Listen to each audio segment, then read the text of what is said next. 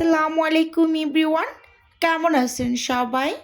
আশা করি আল্লাহ তাআলার অশেষ রহমতে সবাই খুব ভালো আছেন। আলহামদুলিল্লাহ, আমিও ভালো আছি। স্বর্ণাস কিচেনে সবাইকে আরও একবার ওয়েলকাম করছি নতুন একটি রেসিপি দেখার জন্য। তো আজকে শেয়ার করব অর্ডারের পাটিসাপটা পিঠাগুলো আমি যেভাবে রেডি করে ডেলিভারি করি। তো সেই ভিডিওটাই আপনাদের সাথে শেয়ার করব।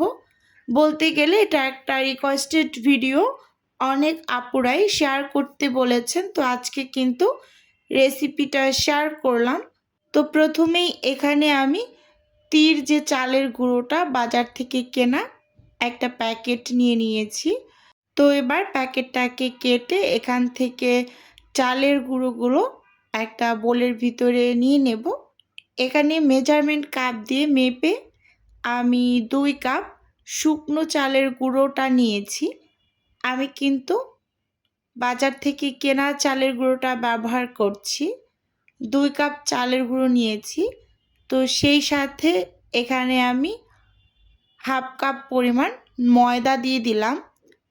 ময়দাটা দেওয়ার একমাত্র কারণ হচ্ছে পিঠাগুলা যাতে অনেক বেশি সফট হয়।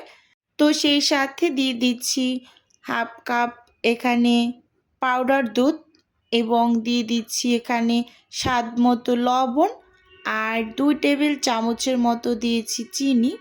চিনিটা অবশ্যই ব্যবহার করবেন, এতে করে পিঠাগুলো একটু ক্রিস্পি থাকে।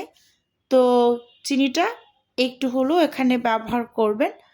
তো এবার এখানে একটা মগে আমি 1 মগ পানি নিয়েছি। অল্প অল্প করে পানি অ্যাড করে একটা ব্যাটার রেডি করব।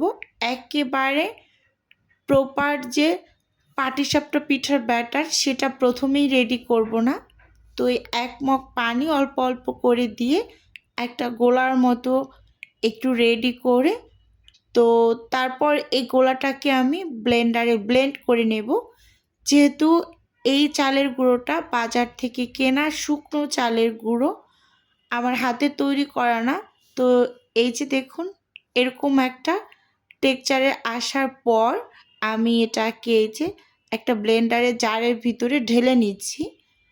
তো আমি এখন কি করব, এই যে এই সব কিছু একসাথে ব্লেন্ডারে ব্লেন্ড করে নেব। তো আমি অনেক আপুদের দেখেছি যে তারা একেবারে ইনস্ট্যান্ট তৈরি করে ফেলে। কিভাবে করে সেটা আদৌ আমার মাথায় আসে না। সম্ভব না কেনা চালের গুঁড়োটা দিয়ে ইনস্ট্যান্ট একদম গোলাটা রেডি করেই পিঠা তৈরি করতে। কখনোই আমার মনে হয় এটা সঠিকভাবে হয় না। তো সবসময় এরকম একটু ব্লেন্ডারে ব্লেন্ড করে সব কিছুকে একসাথে একদম স্মুথ একটা পেস্টের মতো তৈরি করে নেবেন। তো আমি এটা একটু ঘুরিয়ে নিয়েছি, 2 থেকে 3 মিনিটের মতো হবে। তো তারপর এখানে আমি কিছুটা পরিমাণ দিয়ে দিয়েছি গুড়। এটা আমার যে চাকা যে গুড়টা ছিল সেই গুড়টা আমি পানি দিয়ে জাল করে এরকম লিকুইড করে নিয়েছি। এবার খুব সুন্দরভাবে উইক্স দিয়ে অনবরত নেড়ে চেড়ে মিশিয়ে নিচ্ছি। এখন আমি অল্প অল্প করে পানি অ্যাড করব আর পিঠার জন্য ব্যাটারটাকে রেডি করব।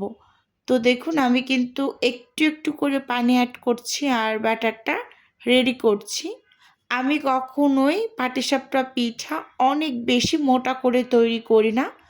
আমার কাছে মনে হয় পাটিসাপটা পিঠার রুটিটা যদি অনেক বেশি মোটা হয় তাহলে সেটা খেতে ভালো লাগে না, আটা আটা লাগে, এরকম একটা ব্যাপার। তো আমি সবসময় একটু পাতলা করি ব্যাটারটা, এতে করে খেতে ভালো হয় এবং একটু ক্রিস্পি থাকে। তো ব্যাটারটাকে আমি রেস্টে রেখে দেব, পরে পিঠাগুলো বানিয়ে নেব। আর এপাশে আমি খিরসাটা তৈরি করব। তা আমি নর্মালি যেভাবে খিরসা তৈরি করি একেবারে অন্যরকম, সবার থেকেই আমার মনে হয় আলাদা। এটা আমার মায়ের কাছ থেকে শেখা এরকম। তো প্রথমে আমি প্যানের ভিতরে 1 টেবিল চামচের মতো ঘি দিয়ে দিয়েছি। তো ঘিটা দিয়ে ঘিটাকে একটু গলিয়ে নেব। আর চুলোর আঁচটা কিন্তু একেবারে লো করে রেখেছি। তো এখন ঘিটা গলে যাবে একদম প্রপারভাবে। তো তারপর হচ্ছে এখানে আমি চালের গুঁড়ো অ্যাড করে তো ভেজে নেব। অনেকে এখানে সুজি অ্যাড করে, কিন্তু আমি চালের গুঁড়োটা দিয়েছি। এখানে 1/4 কাপ চালের গুঁড়ো দিয়েছি আমি। দিয়ে খুব সুন্দরভাবে এই ঘিয়ের সাথে চালের গুঁড়োটাকে ভেজে নেব একেবারে লো আছে। এখানে চুলোর আঁচটা বাড়িয়ে কমিয়ে এই কাজটা করা যাবে না, তাহলে খুব দ্রুত গতিতে মানে এটা পুড়ে পুড়ে যাবে, একটা কালার অন্যরকম হয়ে যাবে। তো এজন্য আপনারা চুলোর আঁচটাকে একেবারে লো করে তারপর এই কাজটা করে নেবেন। এটা 3 থেকে 4 মিনিটের মতো কিন্তু করেছি, যেহেতু চুলোর আঁচটা একেবারে লো। তো এই পর্যায়ে আবার আমি এখানে 1/3 কাপ গুঁড়ো দুধ দিয়ে দিলাম। দিয়ে খুব ভালোভাবে একটু ভেজে নেব। ওই যে চুলোর আঁচ কিন্তু একই আছে, লো। তো লো ফ্লেমে রেখেই কিন্তু সম্পূর্ণ কাজটা আমি করে নিচ্ছি। চুলোর আঁচটা অবশ্যই মাথায় রাখতে হবে। যদি এখানে চুলোর আঁচ বাড়িয়ে দেন কোনো কারণে, তাহলে কিন্তু গুঁড়ো দুধ দেওয়ার সাথে সাথে গুঁড়ো দুধের কালারটা চেঞ্জ হয়ে পুড়ে পুড়ে যাবে। তো সেদিকে ভালোভাবে লক্ষ্য করবেন। এই পর্যায়ে খুব সুন্দরভাবে সব কিছু একসাথে ভেজে নেওয়া হয়েছে। এখন এখানে আমি আগে থেকে জাল করে রাখা গুড় আর দুধ একসাথে জাল করেছি আমি, তো সেটা দিয়ে দিলাম।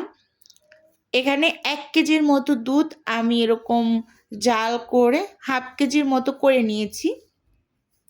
তো এবার হচ্ছে উইক্স দিয়ে খুব সুন্দরভাবে একটু নেড়ে চেড়ে মিশিয়ে নিচ্ছি, কারণ এটা স্প্যাচুলা দিয়ে হচ্ছিল না, যে দলা দলা যদি আবার থেকে যায়, তো সেক্ষেত্রে কিন্তু আমি উইক্স দিয়ে কাজটা সুন্দরভাবে করে নিচ্ছি। এতে করে খুব সুন্দরভাবে সব কিছু মিশে গিয়েছে।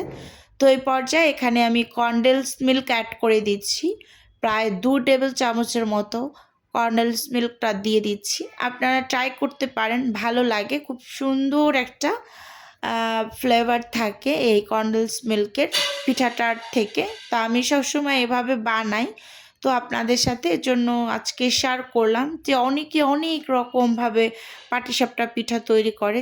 আমি একেবারে শর্টকাট সহজভাবে তৈরি করি। তো এখানে স্বাদের জন্য একটু লবণ ব্যবহার করেছি, এটাতে স্বাদটা ভালো আসে, তো সেজন্য আমি হচ্ছে লবণটা দিয়েছি। এবার দিয়ে খুব ভালোভাবে নেড়ে চেড়ে খিসাটাকে রেডি করে নিচ্ছি। তো চুলোর আঁচটাকে কিন্তু আমি আগের থেকে একটু বাড়িয়ে নিয়েছি, যেহেতু খিসাটা এখন রেডি করে নেব। তো আস্তে আস্তে করে এই যে দেখুন ঘন হতে শুরু করেছে। যখনই একদম টকবগিয়ে বলক উঠে আসবে, তো বুঝতে হবে কিন্তু একেবারে পারফেক্টলি খিসাটা রেডি হয়ে গিয়েছে। যে দেখুন অনেক মানে বলক উঠে এসেছে চারদিক থেকে একেবারে। তো আমি ভালোভাবে নেড়ে চেড়ে সব কিছুকে মিশিয়ে নিচ্ছি। আর চুলোর আঁচটা কিন্তু আমি একটু কমিয়েও রেখেছি, যেহেতু একেবারে টকবক করে ফুটে উঠছে, ছিটে উঠছে, মানে হাতে যাতে না লাগে এদিকে একটু খেয়াল করছি। তো এখন চুলো থেকে নামিয়ে নেব এই পর্যায়ে। তো ঠান্ডা হওয়ার পর কিন্তু আগের থেকে অনেকটা শক্ত হয়ে যাবে। তো প্যানটাকে আমি আবার ভালোভাবে পরিষ্কার করে চুলোতে বসিয়ে দিয়েছি। এবার পিঠাগুলোকে বানিয়ে নেব। তো আমি এখানে টিস্যু পেপারে হালকা একটু তেল লাগিয়ে প্যানটাকে মুছে নিয়েছি। এবার প্যানটা ভালোভাবে গরম হয়ে আসার পর আমি ব্যাটার দিয়ে দেব। আর চুলোর আঁচটা কিন্তু লো করে পিঠাগুলোকে তৈরি করতে হবে। তো এখানে আমি 1/3 কাপ ব্যাটার দিয়ে এই যে আস্তে আস্তে করে একেবারে ঘুরিয়ে ঘুরিয়ে চারপাশটা সুন্দরভাবে কভার করে নিচ্ছি। এখন আমি এখানে ঢাকনা দিয়ে ঢেকে 1.5 মিনিটের মতো অপেক্ষা করেছি। আর এর মাঝখানেই একেবারে পুরোপুরি পিঠাটার উপরটা ড্রাই হয়ে গিয়েছে, আর এই যে চারপাশ থেকে আস্তে আস্তে খুলে আসছে। তো এখন আমি খিসাটাকে দিয়ে দিচ্ছি একটু লম্বালম্বি করে। আর এটা যেহেতু আমার প্রথম পিঠা, তো একটু এলোমেলো হতে পারে, যেহেতু একেবারে প্রথম। তো সেক্ষেত্রে ভাঁজটা অনেকটা মানে সুন্দর হয়নি, একটু কম সুন্দর হয়েছে। তো পরবর্তী পিঠাগুলো আবার খুবই সুন্দর হয়েছে ভাঁজটা। তো এই যে দেখুন আমার প্রথম একটা পিঠা তৈরি করে নিয়েছি। তো পিঠাগুলো বেশ মাশাআল্লাহ ভালো হয়েছে খেতে।